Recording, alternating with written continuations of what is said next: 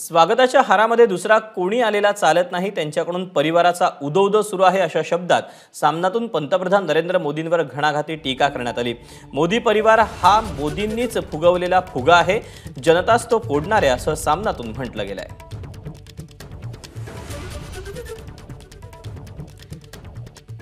सामनातून नेमकी काय टीका करण्यात आली एक नजर टाकूया। स्वागताच्या हारामध्येही ज्यांना कोणी दुसरा नेता आलेला चालत नाही ते पंतप्रधान मोदी।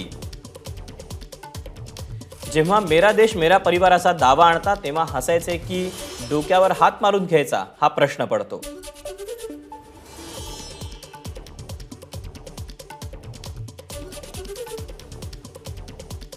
विरोधी पक्षातील परिवारवादावर बोलणाऱ्या पंतप्रधानांना दुसऱ्या पक्षांमधील कुटुंबशाही भाजप परिवारात आलेली चालते। मात्र 10 वर्षांमध्ये मोदी राजवटीनंतरही विस्थापितच राहिलेले काश्मीरी पंडित या परिवाराचे सदस्य आजही नाहीत। रक्तरंजित मणिपूरही मोदी का परिवारमध्ये नाही। मोदी सांगत असलेल्या त्यांच्या कुटुंबाचं खरं रूप हे असं आहे। मेरा देश मेरा परिवार हा फक्त त्यावर दिलेला मुलामा आहे।